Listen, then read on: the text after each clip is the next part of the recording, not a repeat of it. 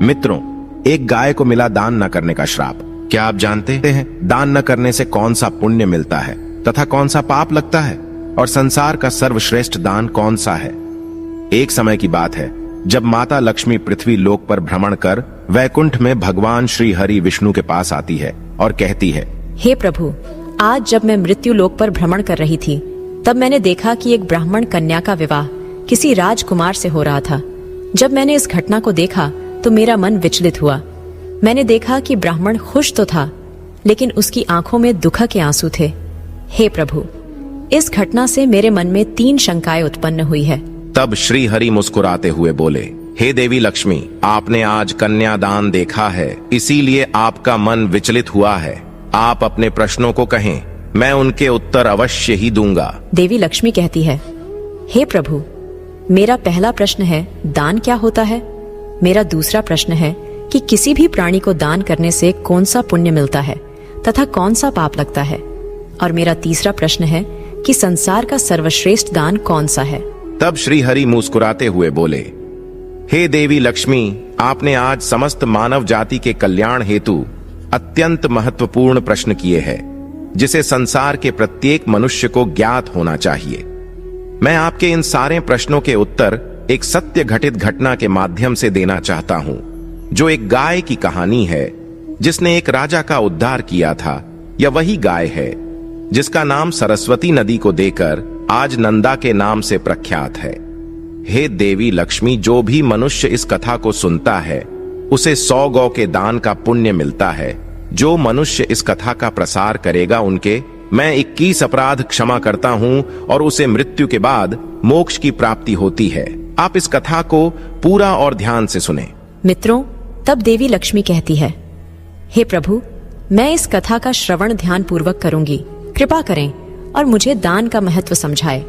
मित्रों, भगवान श्री हरि कहते हैं, हे लक्ष्मी, एक समय की बात है, पृथ्वी पर प्रभंजन नाम से प्रसिद्ध एक महाबली पराक्रमी राजा थे।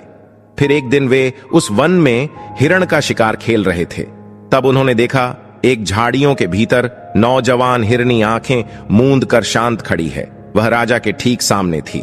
मित्रों, भगवान श्री हरि कहते हैं, हे लक्ष्मी, प्रभंजन ने अत्यंत तीक्ष्ण बाण चलाकर उस हिरनी के कोमल शरीर को भेद डाला। तुरंत ही उसने 2 बाण चलाकर उसे जमीन पर गिरा दिया। घायल हिरनी ने चकित होकर अपनी चारों ओर नजर घुमाकर देखा, फिर उसे हाथ में धनुष बाण धारण किए राजा को अपने सामने ही खड़ा देख और वह अत्यंत क्रुद्ध होकर बोली, ओ मूर्ख नीच राजन, यह तूने क्या किया? तुमने यह घोर पाप किया है। मैं यहाँ बेसावध खड़ी थी और निर्भय होकर अपने बच्चे को दूध पिला रही थी। इसी अवस्था में तूने इस वन के भीतर मुंह निरपराध हिरणी को अपने वज्र के तीक्ष्ण बाण से निशाना बनाया है। तेरी बुद्धि बड़ी खोटी है, इसलिए तू कच्चा मांस खाने वाले पशु की योनि में जाएगा। ये मेरा श्राप है, इसी वन में तू व्याघ्र हो जा। मित्रों, भगवान श्री हरि कहते हैं, हे लक्ष्मी, हिरणी का यह शाप सुनकर सामने खड़े हुए राजा की संपूर्ण इंद्रियां व्याकुल हो उठी। वे हाथ जोड़कर बोले, हे कल्याणी, मैं नहीं जानता था कि तू बच्चे को दूध पिला रही है। अनजान में मैंने तेरा वध किया है, अतः मुझ पर प्रसन्न होकर दया दिखाओ, मुझ पर कृपा करो और मुझे बताओ कि मैं व्याघ्रयोनि को छोड़कर पुनः मनुष्य शरीर को कब प्राप्त करूंगा। अपने इस शाप के उद्धार की अवधि तो बता दो। राजा के ऐसा कहने पर हिरणी बोली, हे राजन, आज से 100 वर्ष बीतने पर यहाँ नंदा नाम की एक गाय आएगी। उसके साथ तुम्हारा वार्तालाप होने पर इस शाप का अंत हो जाएगा। मित्रों, भगवान श्री हरि कहते हैं, हे लक्ष्मी, हिरणी के श्राप के अनुसार राजा प्रभंजन बाघ हो गए। उस बाघ का आकार बड़ा ही घोर और भयानक था। वह उस वन में काल के वशीभूत होकर हिरणों, वन्य जीवों का तथा मनुष्यों को भी मार मार कर खाने और रहने लगा। वह अपनी निंदा करते हुए कहता था, हाय, अब मैं पुनः कब मनुष्य शरीर धारण करूंगा। मैं ऐसे नीच निंदनीय कर्म, महान पाप भविष्य में कभी भी नहीं करूंगा। अब इस रूप में मेरे द्वारा पुण्य नहीं हो सकता। एकमात्र हिंसा ही मेरी जीवन की वृत्ति है। इसके द्वारा तो सदा दुख ही प्राप्त होता है। मित्रों, भगवान श्री हरि कहते हैं, हे लक्ष्मी, किस प्रकार से हिरणी की कही हुई बात सत्य हो सकती है, यह सोचता रहा और दिन ब दिन बीतते गए। जब बाघ को उस वन में रहते हुए 100 वर्ष हो गए, फिर एक दिन वहां गायों का एक बहुत बड़ा झुंड उपस्थित हुआ। उस वन स्थान में घास और जल की विशेष सुविधा थी। वही गायों के आने का कारण हुआ। वहां पर विशेष सुविधा होने के कारण ग्वालों ने भी गांव बसाया। उस वन में अब गौ की आवाजें गूंजनी लगी थीं। फिर एक दिन सभी गायें उसी वन में चरने को गईं।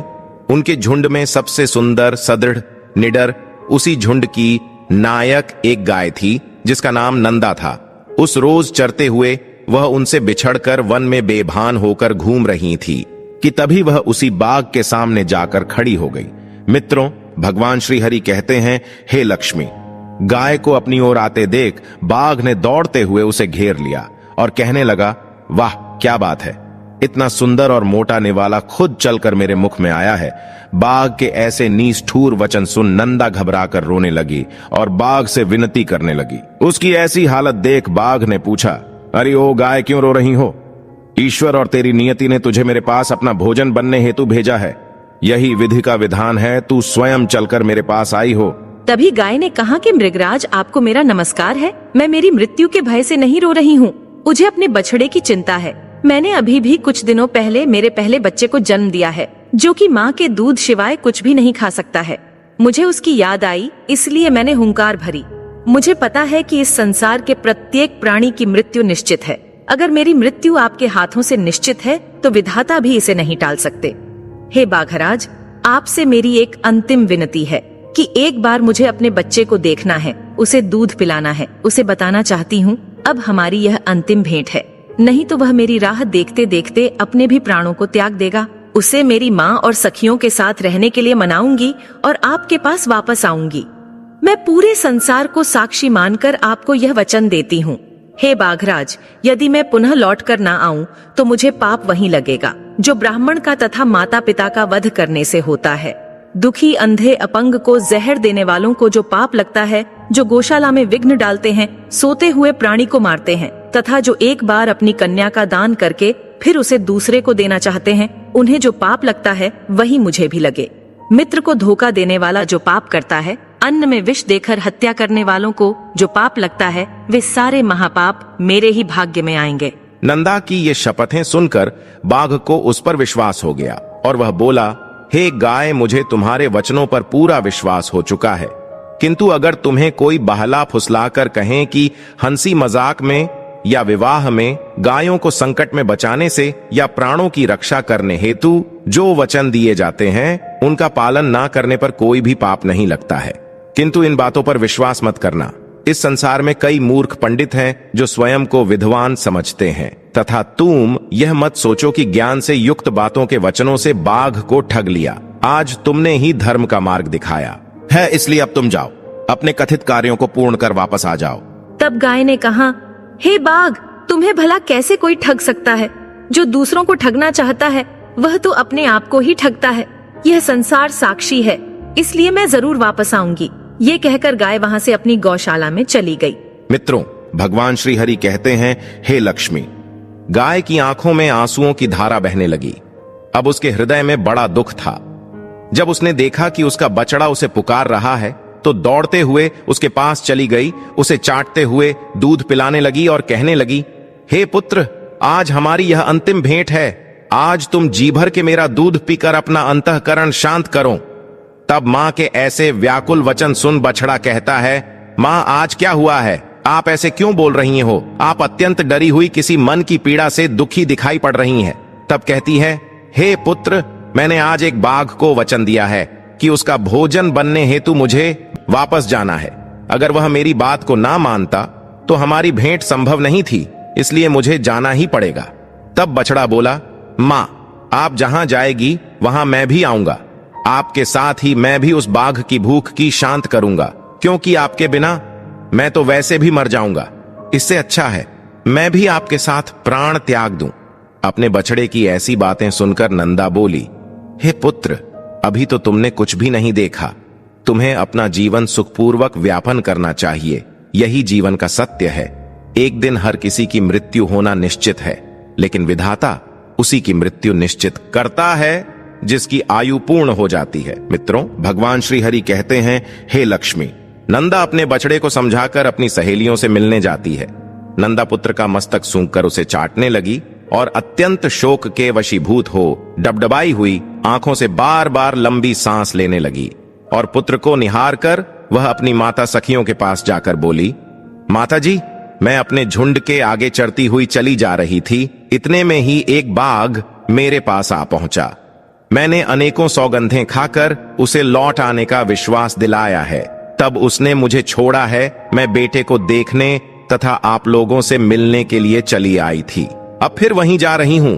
मां, मैंने अपने दुष्ट स्वभाव के कारण तुम्हारा जो जो अपराध किया हो वह सब क्षमा करना। अब अपने इस नाती को लड़का मानना। और बोली, प्यारी सखियों, मैंने जाने या अनजाने में यदि तुमसे कोई अप्रिय बात कह दी हो अथवा कोई अपराध किया हो तो उसके लिए तुम सब मुझे क्षमा करना। तुम सब मेरे बालक पर सदा क्षमा भाव रखना। मेरा बच्चा दीन, अनाथ और व्याकुल है, इसकी रक्षा करना। मैं तुम्ही लोगों को इसे सौंप रही हूं। अपने पुत्र की ही भांति इसका भी पोषण करना। अच्छा, अब क्षमा मांगती हूं। मैं सत्य को अपना चुकी हूं, अतः बाघ के पास जाऊंगी। तब नंदा की ऐसी बातें सुन सखियां बोलीं, हे नंदा, यह बड़े आश्चर्य की बात है कि बाघ के कहने से सत्यवादिनी नंदा पुनः उस भयंकर स्थान में प्रवेश करना चाहती है। शपथ और सत्य के आश्रय से शत्रु को धोखा दे अपने ऊपर आए हुए महान भय का नाश करना चाहिए। जिस उपाय से आत्मरक्षा हो सके वही कर्तव्य है। नंदे, तुम्हें वहां नहीं जाना चाहिए। अपने नन्हे से शिशु को छोड़कर सत्य के लोभ से जो तू वहां जा रही है, यह तुम्हारे द्वारा अधर्म हो रहा है।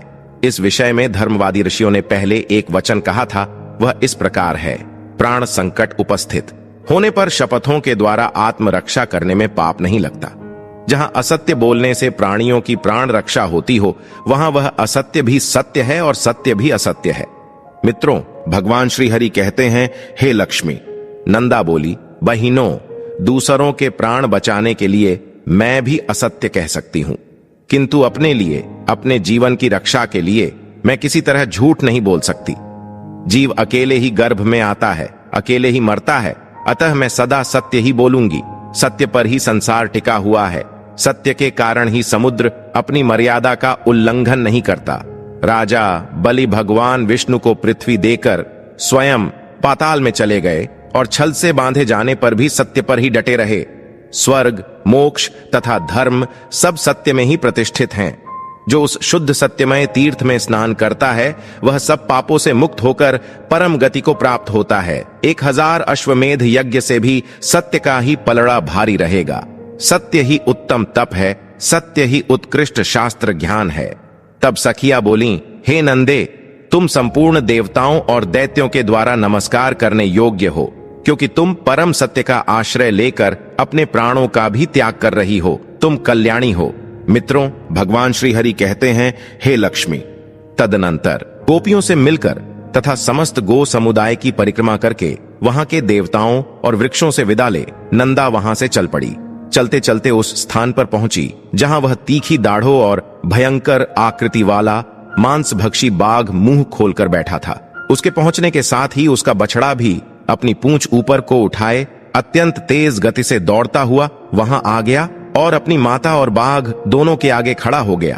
पुत्र को आया देख तथा सामने खड़े हुए मृत्यु रूप बाघ पर दृष्टि डालकर उस गाय ने कहा, हे बाघराज, मैं सत्य धर्म का पालन करती हुई तुम्हारे पास आ गई हूं। अब मेरे मांस से तुम इच्छानुसार अपनी तृप्ति करो।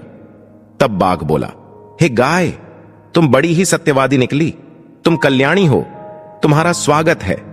सत्य का आश्रय लेने वाले प्राणियों का कभी कोई अमंगल नहीं कर सकता। तुमने लौटने के लिए जो पहले सत्यपूर्वक वचन किए थे उसे सुनकर मुझे बड़ा कुतूहल हुआ था कि यह जाकर फिर कैसे लौटेगी। तुम्हारे सत्य की परीक्षा के लिए ही मैंने पुनः तुम्हें भेज दिया था, अन्यथा मेरे पास आकर तुम जीती जागती गाय कैसे लौट सकती थी। मेरा वह कुतूहल पूरा हुआ। मैं तुम्हारे भीतर सत्य खोज रहा था, वह मुझे मिल गया। इस सत्य के प्रभाव से मैं तुम्हें आज छोड़ देता हूं। आज से तुम मेरी बहन हुई और यह तुम्हारा पुत्र मेरा भांजा हो गया। हे गाय, तुमने अपने आचरण से मुझ महान पापी को यह उपदेश दिया है कि सत्य पर ही संपूर्ण लोक प्रतिष्ठित है। गौओं में ऐसा सत्य है, यह देखकर अब मुझे अपने जीवन से अरुचि हो गई। अब मैं वह कर्म करूंगा जिसके द्वारा पाप से छुटकारा पा जाऊं। अब तक मैंने हजारों जीवों को मारा और खाया है, मैं महान पापी, दुराचारी, निर्दयी और हत्यारा हूं। पता नहीं ऐसा दारुण कर्म करके मुझे किन लोकों में जाना पड़ेगा। बहन, इस समय मुझे अपने पापों से शुद्ध होने के लिए जैसी तपस्या करनी चाहिए उसे संक्षेप में बताओ, क्योंकि अब विस्तार पूर्वक सुनने का समय नहीं है। मित्रों, भगवान श्री हरि कहते हैं, हे लक्ष्मी। गाय बोली, भाई बाघ, विद्वान पुरुष सत्य युग में तप की प्रशंसा करते हैं और त्रेता में ज्ञान तथा उसके सहायक कर्म की, द्वापर में यज्ञों को ही उत्तम बतलाते हैं, किंतु कलयुग में एकमात्र दान ही श्रेष्ठ माना गया है। संपूर्ण दानों में एक ही दान सर्वोत्तम है, वह है संपूर्ण भूतों को अभय दान। इससे बढ़कर दूसरा कोई दान नहीं है। जो समस्त चराचर प्राणियों को अभय दान देता है वह सब प्रकार के भय से मुक्त होकर परब्रह्म को प्राप्त होता है। अहिंसा के समान न कोई दान है न कोई तपस्या। योग एक ऐसा वृक्ष है जिसकी छाया तीनों तापों का विनाश करने वाली है। धर्म और ज्ञान उस वृक्ष के फूल हैं, स्वर्ग तथा मोक्ष उसके फल हैं। तुम्हें ये सभी बातें ज्ञात हैं या केवल मुझसे पूछ रहे हो? बाघ ने कहा, पूर्व काल में मैं एक राजा था, किंतु एक हिरनी के शाप से मुझे बाघ का शरीर धारण करना पड़ा। तब से निरंतर प्राणियों का वध करते रहने के कारण मैं सारी बातें भूल गया था। इस समय तुम्हारे संपर्क और उपदेश से फिर से मुझे उनका स्मरण हुआ है। तुम भी अपने इस सत्य के प्रभाव से उत्तम गति को प्राप्त होगी। अब मैं तुमसे एक प्रश्न और पूछता हूं। मेरे सौभाग्य से तुमने आकर मुझे धर्म का स्वरूप बताया जो सत्पुरुषों के मार्ग में प्रतिष्ठित है। हे कल्याणी, तुम्हारा नाम क्या है? नंदा बोली, मेरे स्वामी का नाम नंदराज है, उन्होंने ही मेरा नाम अनंदा रख दिया है। मित्रों, भगवान श्री हरि कहते हैं, हे लक्ष्मी। नंदा का नाम कान में पड़ते ही राजा प्रभंजन शाप से मुक्त हो गए। उन्होंने पुनः बल और रूप से संपन्न राजा का शरीर प्राप्त कर लिया। वे बोले, हे नंदे, मैं धर्मराज हूं, तुम्हारी सत्यवाणी से तृप्त होकर यहां आया हूं। तुम मुझसे कोई श्रेष्ठ वर मांग लो। धर्मराज के ऐसा कहने पर नंदा ने यह वर मांगा, धर्मराज, आपकी कृपा से मैं पुत्र सहित उत्तम पद को प्राप्त हो तथा यह स्थान मुनियों को धर्म प्रदान करने वाला शुभ तीर्थ बन जाए। देवेश्वर, यह सरस्वती नदी आज से मेरे ही नाम से प्रसिद्ध हो, इसका नाम नंदा पड़ जाए। आपने वर देने को कहा, इसीलिए मैंने यही वर मांगा है। पुत्र सहित देवी नंदा तत्काल ही सत्यवादियों के उत्तम लोक में चली गई। राजा प्रभंजन ने भी अपने पूर्वोपार्जित राज्य को पा लिया। नंदा सरस्वती के तट से स्वर्ग को गई थी। मित्रों, भगवान श्री हरि कहते हैं, हे लक्ष्मी, अब मैं आपको दान के विषय में महत्वपूर्ण बातें बताता हूं, इसे आप ध्यान से सुने। स्वधर्म स्थिरता, स्थैर्य धैर्य मिनेन्द्रिय निग्रह, स्नानम मनोमल त्यागो दानम, वह भूतरक्षणम, अर्थात व्यक्ति का अपने धर्म में स्थिर अडिग रहना स्थिरता कहलाता है। अपनी सभी इंद्रियों को अपने नियंत्रण में रखना धैर्य है। अपने मन को बुरे विचारों से बचाए रखना स्नान है और सभी जीवों की रक्षा करना दान कहलाता है। हे देवी, आपका पहला प्रश्न था कि सबसे बड़ा दान कौन सा है? दान कब करना चाहिए? दान करना धर्म के अनुसार में बड़े ही पुण्य का काम माना जाता है। जो व्यक्ति दान धर्म करता है उसे जीवन भर सुख समृद्धि ही नहीं अपितु जीवन के बाद मोक्ष भी मिलता है। यानी निदान आपका लोक ही नहीं बल्कि परलोक भी सुधार देगा। अब मैं आपको बताता हूं कि संसार का सर्वश्रेष्ठ दान क्या है। दान का अर्थ है देने की क्रिया, अर्थात किसी दरिद्र और दुखी व्यक्ति की किसी न किसी रूप से सहायता करना दान कहलाता है। भगवान श्री हरि कहते हैं, हे लक्ष्मी, दातव्यमिति यद्न दीयते स्नुपकरिणे देशे काले च पात्रे च तद्दानम सात्विकम स्मृतम, अर्थात जो दान कर्तव्य समझकर किसी पर उपकार की आशा के बिना समुचित काल तथा स्थान में और योग्य व्यक्ति को दिया जाता है वह दान सात्विक माना जाता है। जब व्यक्ति दान के महत्व को समझ लेता है तो वो इस सोच में पड़ जाता है कि क्या दान करना चाहिए और सबसे बड़ा दान क्या है। शास्त्रों के अनुसार दान पुण्य परमात्मा को पाने और मोक्ष का सबसे सरलतम मार्ग है। इसलिए इस संसार के हर व्यक्ति का धर्म है कि वह अपनी व्यस्त जीवन शैली से थोड़ा सा समय निकालकर दान अवश्य करें। इसे हम गरुड़ पुराण में वर्णित परमपिता ब्रह्मा जी और महर्षि व्यास के संवाद से आपको बताने का प्रयास करेंगे, जिससे इस विषय को समझना और भी आसान हो जाएगा। ब्रह्मा जी ने कहा कि ये महर्षि सत्पात्र में श्रद्धा पूर्वक किए गए अपनी प्रिय वस्तु का त्याग दान कहलाता है। यह दान इस लोक में भोग और परलोक में मोक्ष प्रदान करने वाला है। हे देवी, दान मुख्यतः 4 प्रकार का होता है। नित्य, नैमित्तिक, काम्य और विमल। फल की अभिलाषा न रखकर परोपकार की भावना से रहित होकर। ब्राह्मण को प्रतिदिन जो दान दिया जाता है वह नित्य दान होता है। अपने पापों से मुक्ति के लिए विद्वान ब्राह्मणों के हाथों में जो धन दिया जाता है, ऐसा दान नैमित्तिक दान है, वह विमल दान कहलाता है। यह चारों दान अधिक कल्याणकारी है। एक की हरी भरी फसल से योगदान या गेहूं की फसल से संपन्न भूमि का दान वेदविद ब्राह्मणों को जो देता है, उसका पुनर्जन्म नहीं होता और वह परम गति को प्राप्त होता है। भूमि दान से श्रेष्ठ दान ना तो आज तक हुआ है और ना होगा। इसके बाद गौदान धर्म में श्रेष्ठ दानों में से एक माना जाता है। शास्त्रों के अनुसार जीवन में एक बार किया गया गौदान व्यक्ति का लोक और परलोक दोनों सुधर देता है और उसे जीवन मृत्यु के चक्र से मुक्ति मिल जाती है। ऋग्वेद के अनुसार जो व्यक्ति गौदान करता है, उस व्यक्ति को मृत्यु के पश्चात भी हम लोग के मार्ग में आने वाली वैतरणी नदी पार करने में कष्ट नहीं होता और उसे स्वर्ग लोक में बहुत उत्तम और उच्च स्थान मिलता है। इस कलयुग में गौदान सबसे उत्तम और कल्याणकारी माना गया है। इसलिए हर किसी व्यक्ति को अपने जीवन काल में एक बार तो गौदान अवश्य करना चाहिए। कुछ लोगों के लिए सबसे बड़े दान का उत्तर है भूखे का पेट भरना। ये वो दान है जिसमें थोड़ा सा दान भी एक व्यक्ति का जीवन बचा सकता है।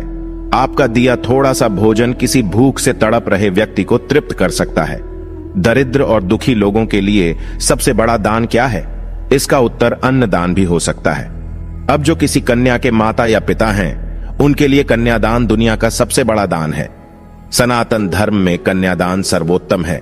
ये दान माता पिता द्वारा बेटी के विवाह में उस समय किया जाता है जब वह वर को अपनी बेटी का हाथ देते हुए कन्यादान करते हैं और बेटी के प्रति अपनी सभी जिम्मेदारियां वर को दे देते हैं। यह दान श्रेष्ठ दानों में ही सम्मिलित है। इसके अतिरिक्त जो व्यक्ति अपने जीवन में भूल चूक से अनेक को पाप कर्म करते हैं, उसके निवारण हेतु भी शास्त्रों में यह उपाय बताए गए हैं। मित्रों, भगवान श्री हरि कहते हैं, हे लक्ष्मी, जैसे वैशाख मास की पूर्णिमा तिथि को उपवास रखकर जो व्यक्ति 5 या 7 ब्राह्मणों की विधिवत पूजा करके उन्हें मधु, तेल और घी से संतुष्ट करता है तथा उनकी गंध आदि से भली प्रकार पूजा करके यह कहता है कि प्रियता धर्म राजेति यथा मनसि वर्तते, अर्थात ये धर्मराज, मेरे मन में जैसा भाव है उसी के अनुकूल आप प्रसन्न हो। ऐसा कहने पर उसके जन्म भर किए गए समस्त पाप उसी क्षण में नष्ट हो जाते हैं। सबसे बड़ा दान क्या है, ये तो प्रश्न है ही, साथ ही ये भी प्रश्न सबके मन में उठता है कि दान क्यों करना चाहिए। सरल शब्दों में कहें तो दान वर्तमान के कलयुग में पुण्य पाने का और मृत्यु के बाद मोक्ष का सबसे उत्तम और सरल मार्ग है। हर एक व्यक्ति के निजी विचार और विचारों के अनुकूल ही कर्म कार्य करते हैं। उसी प्रकार हर व्यक्ति के दृष्टिकोण में पाप व पुण्य की अलग अलग परिभाषाएं हैं, जिसके अनुसार वह अपना जीवन निर्वाह करते हैं। तो दोस्तों, उम्मीद है आपको यह कथा पसंद आई होगी, तो कमेंट करके अवश्य बताएं। जानकारी अच्छी लगी तो वीडियो को लाइक जरूर करें और कमेंट में जय श्री हरि विष्णु अवश्य लिखें। साथ ही चैनल को सब्सक्राइब करें। आप सभी का धन्यवाद।